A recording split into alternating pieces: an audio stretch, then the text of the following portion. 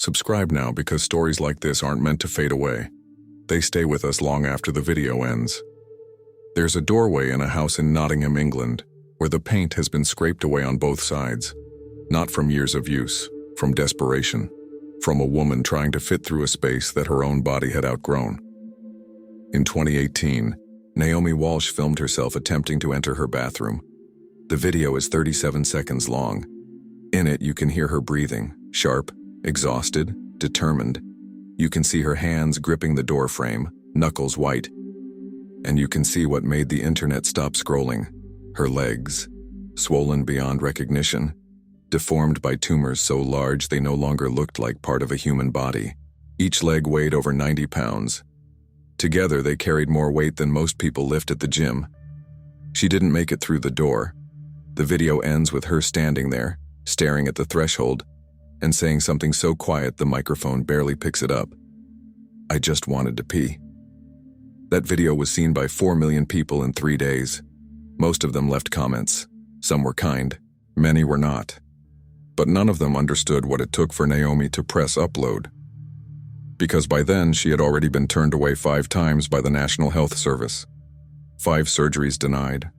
5 times she was told the risk was too high, the outcome uncertain, the resources unavailable.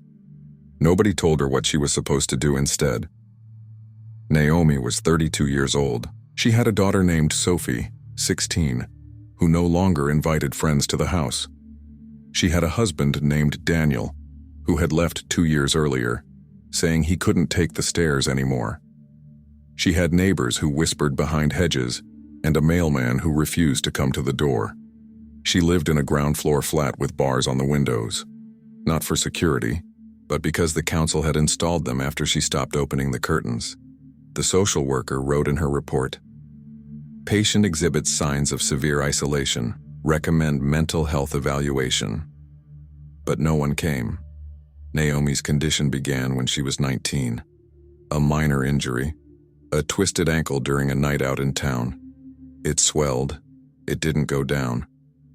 Within 6 months, her left leg had doubled in size. The doctors called it lymphedema, a chronic condition where the lymphatic system fails to drain fluid properly. They said it was manageable. They said compression garments would help. They said she'd be fine. She wasn't fine. By 23, her right leg started swelling too. By 27, she couldn't work anymore. She had been a receptionist at a dental clinic. She loved that job. She loved the routine, the small talk, the way people smiled at her when they left. But the stairs became impossible. The uniform didn't fit.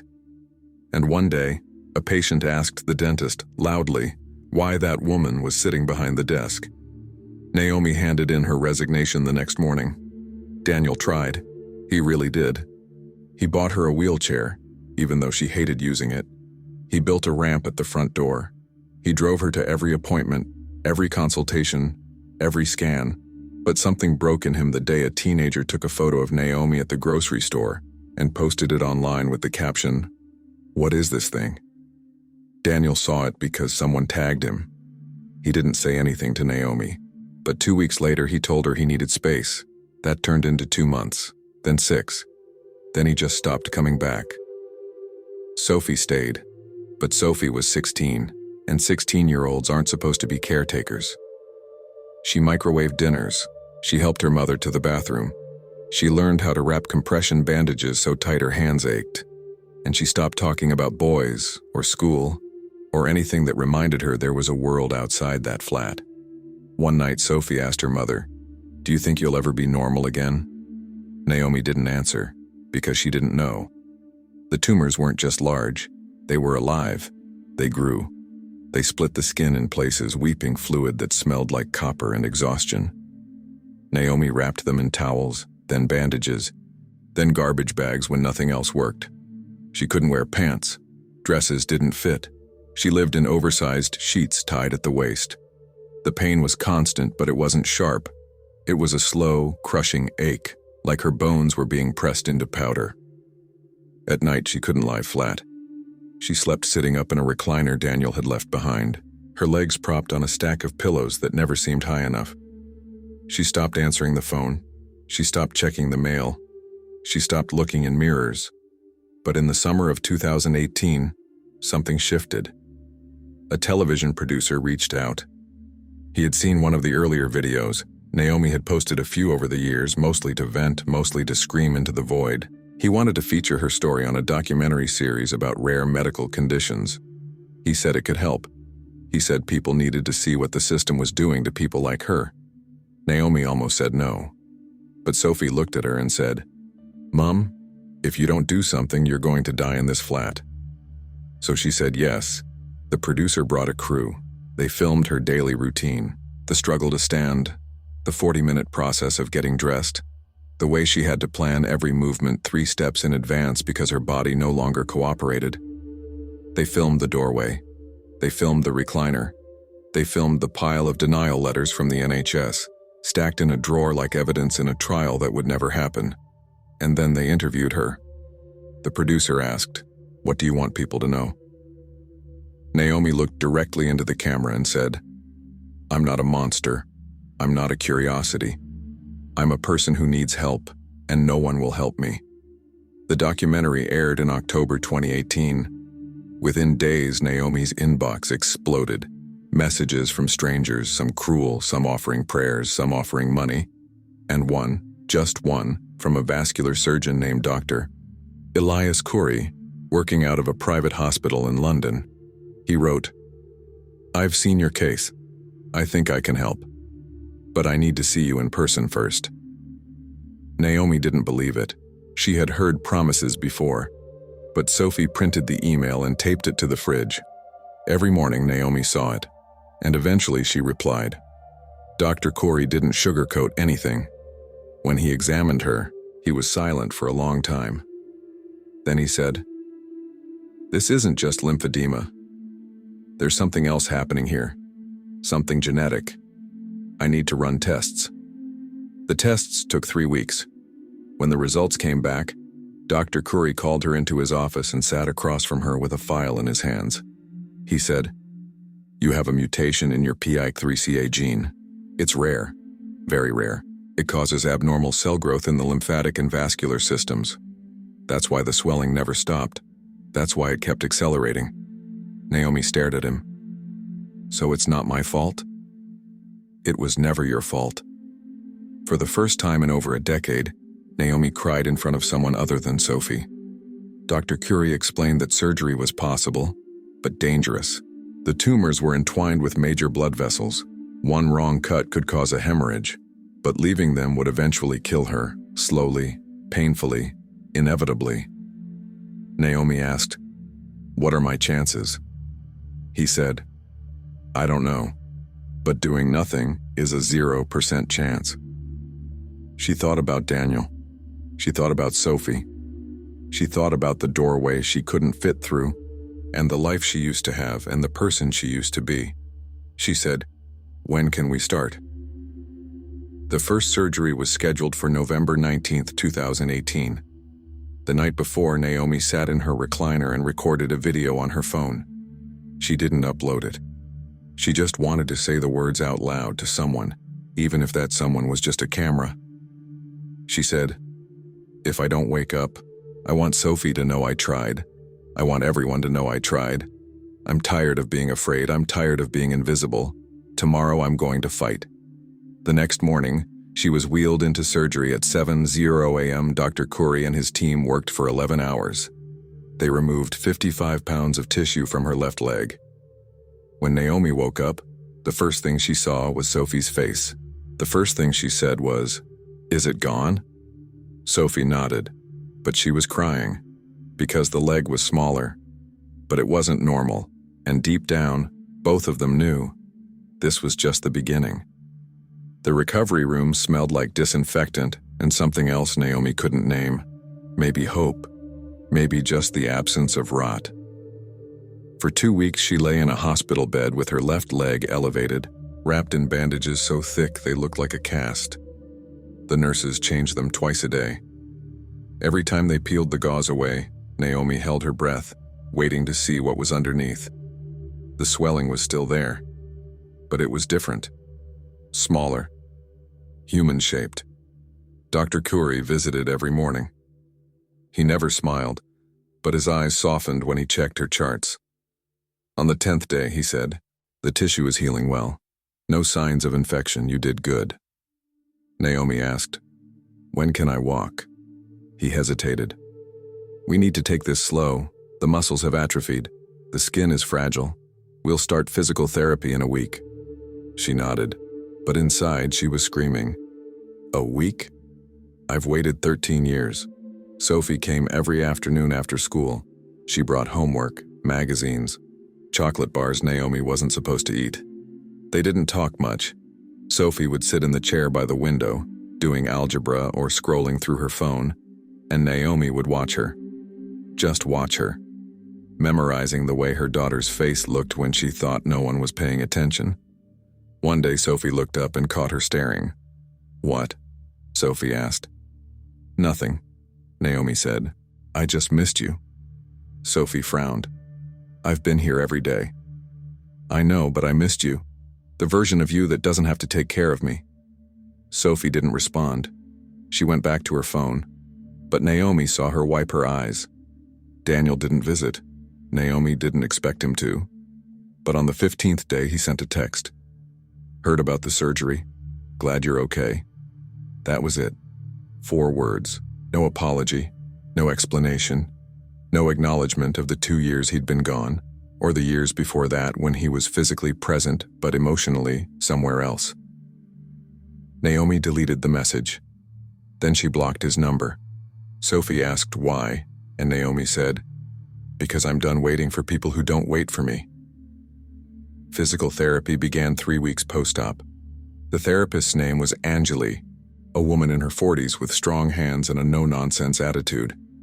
She didn't treat Naomi like a victim. She treated her like an athlete in recovery. "Your body has forgotten how to walk correctly," Angeli said. "We're going to teach it again." The first session, Naomi managed 5 steps with a walker. Her left leg trembled with every movement, the muscles firing in unfamiliar patterns. Sweat poured down her face. Her breath came in gasps, but she didn't stop. Angeli said, "That's enough for today." Naomi said, "No, 5 more." She took 6, but progress was slow, painfully, maddeningly slow. Some days Naomi could walk the length of the hallway. Other days her legs swelled so badly she couldn't get out of bed. The skin split open in places, weeping clear fluid that stained the bandages pink. Dr. Curry assured her this was normal. The lymphatic system was damaged. It would take time to stabilize. Naomi asked, "How much time?" He didn't answer. By January 2019, Naomi was home. The flat looked different. Sophie had cleaned everything. The recliner was gone, replaced with a proper bed. The doorway to the bathroom had been widened by a carpenter the documentary producer had hired, using funds from a GoFundMe campaign Naomi hadn't known existed. People had donated. Strangers. Hundreds of them. The campaign raised £43,000. Some left messages. "You deserve better, don't give up." "My sister had lymphedema." "I understand." Naomi read every single one, and then she cried for an hour straight. But the relief didn't last long. 3 months after the first surgery, her left leg began swelling again. Not as badly as before, but enough. Enough to notice. Enough to panic. Dr. Curry ordered scans. When the results came back, he called her into his office and said, "The lymphatic vessels are collapsing. We removed the bulk of the diseased tissue, but the underlying system is still compromised. The PIK3CA mutation is still active." Naomi's voice was flat. "So it's coming back?" "Not exactly, but we need to operate again, sooner rather than later." The second surgery was scheduled for April 2019. This time they focused on the right leg. Dr. Curry warned her, the right leg was worse. More vascular involvement, higher risk of complications. Naomi signed the consent forms without reading them. She had stopped caring about risk. Risk was a luxury for people who had options. The second surgery lasted 14 hours. Naomi lost 3 pints of blood. She woke up in the ICU with a breathing tube down her throat and a nurse holding her hand. The nurse's name was Pauline. She was older, with gray hair and kind eyes. Pauline leaned close and whispered, "You're alive. You made it." Naomi tried to nod, but the tube made it impossible, so she squeezed Pauline's hand instead. Recovery was harder this time. The pain was sharper. The nausea constant. The physical therapy sessions felt like torture. Anjali pushed her anyway. "You're stronger than you think," Anjali said. Naomi wanted to believe her. But some days she wasn't sure. Sophie started acting out. She skipped school. She came home late, smelling like cigarettes. One night, Naomi found her sitting on the bathroom floor, sobbing so hard she couldn't breathe. "What's wrong?" Naomi asked, lowering herself onto the floor beside her, something that took 5 full minutes and left her gasping. Sophie shook her head. "I can't do this anymore." "Do what?" "This. All of this. Watching you suffer. Pretending everything's going to be okay. I'm so fucking tired, Mom." Naomi didn't scold her for cursing. She just pulled Sophie close and held her while they both cried on the cold tile floor. Later, Naomi called a family therapist. The first session, Sophie refused to talk. The second session, she screamed. The third session, she finally said what she'd been holding in for years. "I'm angry at you." Naomi went still. "Why?" "Because you gave up. For years you just sat in that stupid chair and gave up. And I had to watch. I had to take care of you. I had to be the adult. And I'm 16. I'm supposed to be worried about exams and boys and whether I'm pretty enough. But instead I'm worried about whether my mom is going to die." The therapist asked Naomi how she felt hearing that. Naomi said, "She's right." Sophie looked up, surprised. Naomi continued, "I did give up. For a long time. And I'm sorry. I'm sorry you had to carry that. But I'm not giving up anymore." Sophie's voice cracked. "Promise?" "I promise." By the summer of 2019, Naomi could walk unaided for short distances. She still used a cane. Her legs were still swollen, much smaller than before but not normal. They never would be. Dr. Khoury explained that she would need compression garments for the rest of her life, daily physiotherapy, careful monitoring for infections. "This is as good as it gets," he said. "I'm sorry." Naomi nodded. She wasn't angry. She was grateful. Because as good as it gets meant she could walk to the corner shop. She could stand in the kitchen and make tea. She could hug Sophie without needing help to stand up first. But then October came, and with it, another complication. Naomi woke up one morning with a fever. Her left leg was hot to the touch, the skin angry red. She called Dr. Khoury's office. They told her to come in immediately. The diagnosis was cellulitis, a bacterial infection spreading through the damaged tissue. It required IV antibiotics and another hospital stay. 2 weeks this time. Dr. Khoury said, "Your immune system is compromised. The surgeries, the mutation, the chronic inflammation, it's all taking a toll. You're going to be vulnerable to infections for the foreseeable future." Naomi asked, "Meaning what?" "Meaning you need to be careful. Very careful. Any cut, any scrape, any blister can become a serious problem." She laughed bitterly. "So I survived the surgeries just to live in a bubble?" "You survived the surgeries so you could live, period. Don't forget that." The infection cleared. Naomi went home. But something had shifted. She started looking at her life differently. She had spent 13 years defined by her condition. Even now, post-surgery, she was still defined by it. The swelling was smaller, but it was still there. The pain was manageable, but it was still constant. She wasn't dying anymore, but she wasn't living either. One night, she sat down at her laptop and opened a blank document. She started typing. She didn't know what she was writing at first, just words, thoughts, feelings she'd never said out loud. By 3 a.m., she had written 8,000 words, a memoir, the beginning of one anyway. She titled it, "The Space I Take Up." Sophie read it the next day. When she finished, she looked at Naomi and said, "Mom, this is really good." "You think so?" Yeah, you should finish it. So she did. It took her 6 months. She wrote in the early mornings before Sophie woke up, when the flat was quiet and the world felt small enough to hold. She wrote about the doorway, the recliner, the stairs, the surgeries, Daniel, Sophie, Dr. Curry, Pauline, Angeli. All of it. When it was done, she sent it to a literary agent the documentary producer had recommended. The agent replied 3 weeks later, "This is powerful.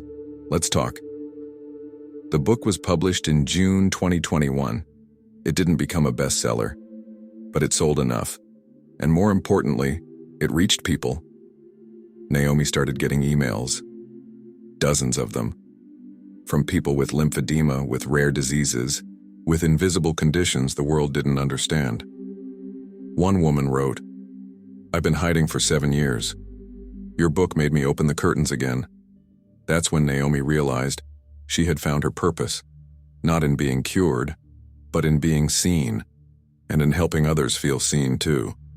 But in December 2021, 3 years after the first surgery, Naomi noticed something. Her right leg was swelling again, not dramatically, but enough. She went to Dr. Curry. He ran tests. He examined her for a long time, and then he said the words she had been dreading. "We need to talk about another surgery." Naomi closed her eyes. "How many more times?" "I don't know. The mutation is aggressive. We can manage it, but we can't cure it. You understand that, right?" She nodded. But inside, something broke, because she had fought so hard. She had endured so much, and it still wasn't enough. The third surgery was scheduled for March 2022. This time, Naomi didn't tell anyone except Sophie. She didn't post about it. She didn't film it. She just went, quietly, and let them cut into her again. The surgery went well. Recovery was standard. But when Naomi woke up, she felt different, emptier, like something essential had been carved out along with the tissue. Sophie noticed. "Mom, are you okay?" Naomi said yes. But she wasn't, because she had started to realize something terrifying. This would never end. She would spend the rest of her life fighting her own body, surgery after surgery, infection after infection, compression, pain, vigilance. There would be no finish line, no victory lap, no moment where she could say, "It's over, I won." Just an endless, exhausting war of attrition. And for the first time since 2018, Naomi wondered if she had the strength to keep fighting. The spring of 2022 was unusually cold. Naomi spent most of it indoors, recovering from the third surgery and trying to convince herself that this time would be different. That this time, the swelling would stay down. That this time, her body would cooperate. It didn't. By June, both legs were swelling again. Not as severely as before the surgeries, but enough to make walking painful, enough to make her wonder what the point of it all had been. Dr. Curry increased her compression therapy. He prescribed new medications, drugs designed to slow abnormal cell growth, originally developed for certain cancers. They made her nauseous. They made her hair thin. They made her feel like she was being slowly poisoned in the name of staying alive. She took them anyway, because what else was there to do? Sophie had started university that fall. She'd chosen a school in Nottingham, close enough to come home on weekends, far enough to have her own life. Naomi was proud of her, terrified for her, guilty about her. "You don't have to stay close because of me," Naomi said one afternoon when Sophie came home to help change bandages.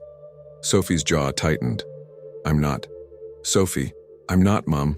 I chose this school because I like it. Stop making everything about you." The words were sharp. They were meant to be, and they worked. Naomi stopped talking. But later that night, she heard Sophie crying in her old bedroom. Naomi stood outside the door, hand raised to knock, but she couldn't bring herself to do it. Because Sophie was right. Naomi had made everything about herself, for years. And even now, when she was trying to do the opposite, she was still doing it. So she walked away, and Sophie cried alone. The emails kept coming. People who had read her book, people who had seen the documentary. people who wanted advice, hope, connection. Naomi tried to respond to all of them. Some days she managed 10 or 12. Other days, she could barely manage one. One email stood out. It was from a woman named Clara, living in Manchester. She was 41, recently diagnosed with the same PIK3CA mutation. The swelling in her legs had just started. She was terrified. She wrote, "Does it ever get easier? Please tell me it gets easier." Naomi stared at the screen for 20 minutes before typing a reply. "No. But you get stronger, and that has to be enough." She hit send before she could second-guess herself. Then she closed the laptop and cried, because she wasn't sure she believed it anymore. In September 2022, Naomi was invited to speak at a medical conference in London. The topic was Living with Rare Diseases, Patient Perspectives. She almost declined. Public speaking wasn't something she'd ever imagined doing. But the organizer was persistent, and eventually Naomi agreed. The conference was held in a sterile hotel ballroom filled with doctors, researchers, and a handful of patients. Naomi wore compression stockings under loose trousers and walked to the podium with her cane. The audience was polite, professional, detached. She began with the doorway. She always began with the doorway. In 2018, I couldn't fit through my own bathroom door. My legs were so swollen, so deformed that I had become a prisoner in my own home. 5 times. I was told surgery was too risky. 5 times I was told to just manage. But nobody explained how you manage a body that's trying to kill you. The room was silent. She continued. 3 surgeries later, I can walk. I can leave my house. I can hug my daughter without needing help to stand. But I still live with the swelling. I still live with the pain. I still live with the knowledge that this will never truly be over. And I need you, all of you in this room, to understand that when you tell a patient their condition is manageable, what they hear is, your suffering is acceptable. A doctor in the front row shifted uncomfortably. Others looked down at their notes. Naomi didn't stop. I'm not here to make you feel guilty. I'm here to make you understand. Every patient you see is not just a case file. They are someone's mother, someone's daughter, someone who has dreams and plans and a life they're trying to live. And when you give up on them, when you decide the risk is too high or the resources too limited, you're not just making a medical decision, you're making a human one. And that decision has consequences. When she finished, the applause was scattered, uncomfortable. But afterward, 3 doctors approached her. One of them, a younger man, maybe in his early 30s, said, "Thank you. I needed to hear that." Naomi nodded. She didn't feel triumphant. She felt exhausted. But that night, back in her hotel room, she received an email from the conference organizer. "We've had multiple requests for your contact information. Would you be willing to speak at other events?" Naomi stared at the email for a long time. Then she replied, "Yes." Over the next year, she spoke at 6 more conferences. She was invited to join a patient advocacy group focused on rare genetic disorders. She started a blog, writing about her experiences in real time, the good days, the bad days, the days when she wanted to give up. People responded, not millions, but enough. Enough to make her feel like maybe, just maybe, her suffering had a purpose. But her body kept deteriorating. In early 2023, a new complication emerged. The skin on her legs had become so thin, so fragile that it tore easily. Paper-thin wounds that wouldn't heal. Ulcers that wept constantly. She had to wrap her legs in special bandages every day, coating them in medical-grade honey to promote healing. It was disgusting. It was humiliating. It was unbearable. And it was her life. Dr. Khoury ran more tests. He consulted with specialists in the United States, in Germany, and Australia. Everyone agreed. The PIK3CA mutation was too aggressive. The surgeries had bought her time, but they hadn't stopped the progression. In April 2023, Dr. Khoury sat Naomi down and said, "I think we need to consider a more radical approach." Naomi's stomach dropped. "What does that mean?" Amputation. The word hung in the air like a blade. Both legs? Naomi's voice was barely a whisper. Possibly, or we could start with one and see how you respond.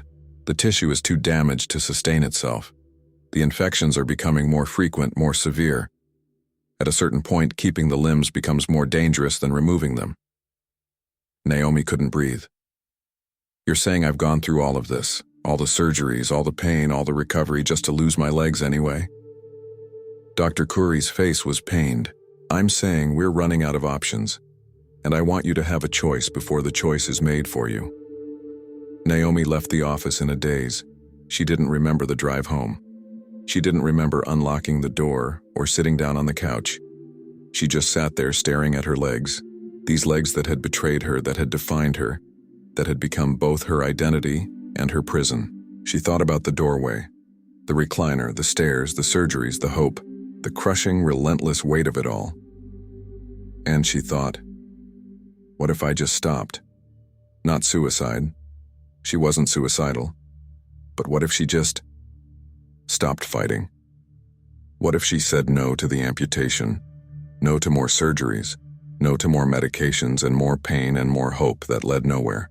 What if she just let her body do what it was going to do anyway? She sat with that thought for 3 days. She didn't tell Sophie. She didn't tell anyone. She just sat with it, turning it over in her mind like a stone. On the 4th day, Sophie came home unexpectedly. She found Naomi on the couch, still in the same clothes she'd worn for days, the bandages on her legs unchanged. Mum, what the hell? Sophie's voice was sharp with fear. Naomi looked up at her. I'm tired, Sophie. Yeah, I can see that. When's the last time you ate? I don't know. Sophie disappeared into the kitchen. Naomi heard cabinets opening, the microwave beeping. 5 minutes later, Sophie reappeared with a plate of reheated pasta and a glass of water. Eat, Sophie commanded. Naomi obeyed. The food tasted like nothing. Sophie sat down beside her. What did Dr. Curry say? Naomi hesitated then. He wants to amputate. Sophie's face went pale. Both legs? Maybe, he's not sure yet. Sophie was quiet for a long time. Then she said, What do you want? I don't know if I can do this anymore. Do what? Live? Fight. I don't know if I can keep fighting. Sophie's eyes filled with tears. So what, you're just going to give up after everything? I'm not giving up, I'm just tired. You think I'm not tired? You think I haven't been tired since I was 14? But I'm still here. I'm still showing up. Because that's what we do. We don't quit. Naomi started crying. I'm not you, Sophie. I'm not that strong. Sophie grabbed her mother's hand. Yes, you are. You walked through fire for years before anyone even tried to help you. You survived surgeries that could have killed you. You wrote a book. You speak to strangers about the worst moments of your life because you think it might help them. You are strong, you're just scared. And that's okay. But don't you dare tell me you're not strong enough. Naomi looked at her daughter. This girl who had grown up too fast, who had sacrificed too much, who was still here, still fighting, still believing. And something shifted. Not hope, not exactly, but something adjacent to it. A refusal to let the story end this way. Naomi squeezed Sophie's hand. Okay. Okay? Okay, I'll think about it. The amputation. I'll think about it. Sophie exhaled. Thank you. 2 weeks later, Naomi met with Dr. Curry again. This time Sophie came with her. Dr. Curry explained the procedure in detail, the risks, the recovery, the prosthetics. He showed them photos of other patients who had undergone similar surgeries. Some were doing well, some weren't. There are no guarantees, he said, but I believe this gives you the best chance at a functional life. Naomi asked, and if I say no?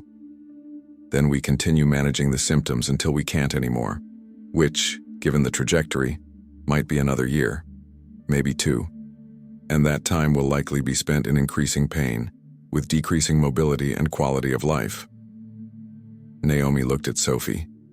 Sophie looked back at her. Neither of them said anything. Finally, Naomi turned to Dr. Khoury. "If we do this, we start with one leg. I need to know I can handle it before we talk about the second." Dr. Khoury nodded. "That's reasonable." The surgery was scheduled for July 2023. Below-knee amputation of the right leg. The night before the surgery, Naomi sat in her flat and looked around at the life she had rebuilt. The widened doorway, the compression garments hanging in the bathroom, the stack of medical bills on the counter, the framed photo of her and Sophie from Sophie's 18th birthday, both of them smiling, really smiling, for the first time in years. She recorded another video on her phone. This time she uploaded it. She said, "Tomorrow I'm losing part of my body, but I've already lost so much, my marriage, my mobility, years of my life, and I'm still here. I don't know what happens after this. I don't know if I'll regret it. But I know I can't keep living the way I've been living. So I'm choosing something different. I'm choosing to let go of the parts of me that are killing me, even if it means I'll never be whole again. Because maybe wholeness isn't about keeping every piece. Maybe it's about keeping the pieces that let you move forward." She paused. "I'm scared, but I'm doing it anyway." The surgery lasted 7 hours. When Naomi woke up, her right leg ended just below the knee. The absence was immediate, physical, undeniable. Sophie was there, holding her hand. Naomi looked down at the blanket, at the space where her leg used to be, and felt nothing. Not relief, not grief, just a strange, hollow calm. She looked at Sophie and said, "It's really gone." Sophie nodded. "Yeah. Okay." Naomi closed her eyes. "Okay." But 3 months later, when the phantom pain set in, when her brain kept sending signals to a foot that no longer existed, Naomi realized something Dr. Khoury hadn't fully prepared her for. The body remembers everything, even the parts you remove. The prosthetic leg arrived in November 2023. It was pale pink, clinical, impersonal. The prosthetist, a cheerful man named Marcus who had fitted limbs for over 20 years, explained how it worked. The socket, the alignment, the way she'd need to redistribute her weight. "It'll feel wrong at first," he said. "Your brain will fight it. But eventually, it becomes part of you." Naomi wanted to believe him. But when she strapped it on for the first time and tried to stand, her body screamed in protest. The stump was still tender. The socket pressed into places that hadn't been touched in months. And her left leg, still swollen, still damaged, still holding on, couldn't bear the extra weight. She fell. Marcus caught her. "It's okay," he said. "Everyone falls." But Naomi didn't want to be everyone. She was tired of being a statistic, a case study, a story of resilience that people consumed and then forgot. She was tired of falling. Physical therapy started again, this time with a new therapist named Jamal, who had worked with amputees for a decade. He was patient but firm. He didn't let her quit. 5 more steps, he'd say when she wanted to stop at 3. 1 more minute, when her stump was burning. "You've got this," when she was crying too hard to breathe. By January 2024, Naomi could walk 20 meters with the prosthetic. By March, 50. By May, she walked from her flat to the corner shop and back, half a mile total. It took her 40 minutes. Her left leg swelled so badly afterward that she couldn't get out of bed for 2 days. But she had done it. Sophie visited less frequently now. She had a boyfriend. She was thriving at university. She called twice a week, sent photos of nights out, of study groups, of a life that didn't revolve around hospitals and compression bandages. Naomi was grateful and heartbroken because she wanted Sophie to be free, but she also wanted to matter. One night Sophie called and said, "Mom, I got an internship in London for the summer." Naomi's chest tightened.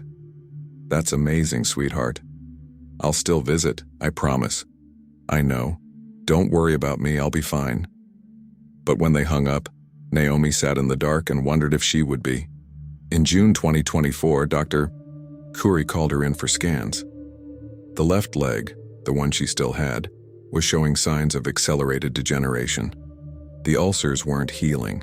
The swelling was worsening despite maximum compression. Infection risk was climbing. "We need to talk about the second amputation," he said. Naomi had known this was coming, but hearing it out loud still felt like a punch. "When?" she asked. "Soon. Within the next 6 months. Before it becomes an emergency."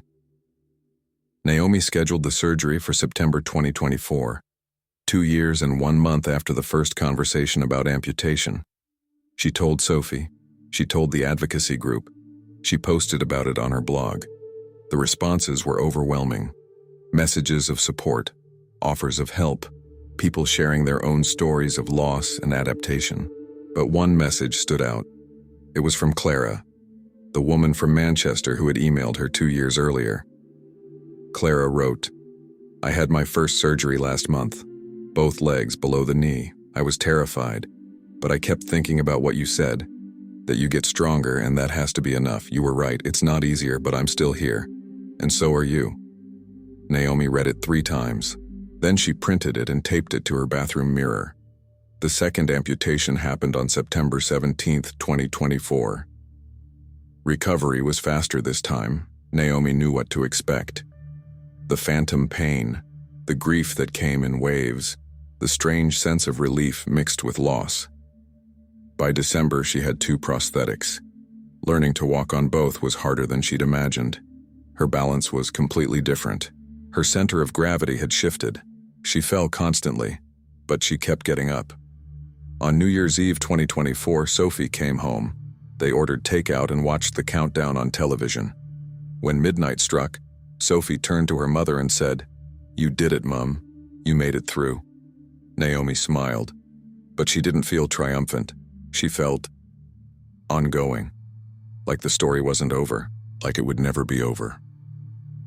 By spring 2025, Naomi had learned to walk on her prosthetics without a cane for short distances. She still needed compression garments on her stumps. She still dealt with phantom pain, with skin breakdown, with the endless maintenance of a body that required constant attention. But she was walking. She spoke at 14 conferences in 2025. She published a second book, a practical guide for people living with rare diseases and limb loss. It sold better than the first. She started a podcast, interviewing other patients, other survivors, other people who refused to disappear. In June 2025, she was invited to speak at a TED Talk. The title was, "The Body You Get." She stood on that stage, on her 2 prosthetic legs, and she told her story. The doorway, the surgeries, the amputations, the years of suffering that didn't end with a miracle cure. And she said, "People want stories with happy endings. They want to hear that I'm healed, that I'm whole, that everything worked out. But that's not my story. My story is that I lost my legs, that I live with chronic pain, that I will never be the person I was before, and I'm okay with that. Because survival doesn't mean going back to who you were. It means becoming someone new, someone who can carry the weight of what happened and still move forward." The applause was thunderous, but Naomi barely heard it, because she was thinking about Sophie, about Clara, about every person who had emailed her, called her, told her that her story mattered. In October 2025, Naomi received a letter. It was from Daniel. After 7 years of silence, he had written to her. The letter was short. "I saw your TED Talk. I'm proud of you. I'm sorry I wasn't stronger. I hope you're well." Naomi read it once. Then she put it in a drawer and never opened it again. Because forgiveness wasn't something she owed him, and closure wasn't something she needed from him. She had already closed that chapter herself.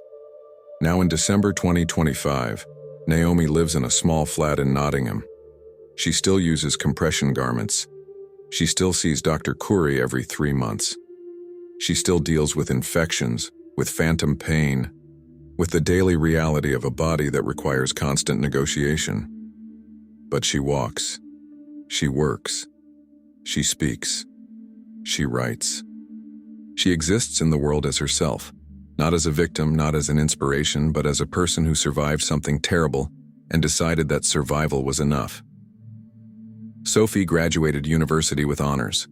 She's working in London now, living her own life. They talk every week, sometimes more. The resentment has faded, replaced by something quieter, something like respect. Naomi doesn't know what the future holds. More surgeries probably, more complications, more days when her body reminds her that it will never be easy. But she's here. And that's the point. Not victory, not triumph. Just presence. Just refusal to disappear. The doorway is still wide. She doesn't need it to be anymore. But it's there. A reminder of how far she's come, and how much she's lost, and how both can be true at the same time. If this story stayed with you, write in the comments where you're watching from and what touched you most. Stories like this only keep existing because someone on the other side feels them too.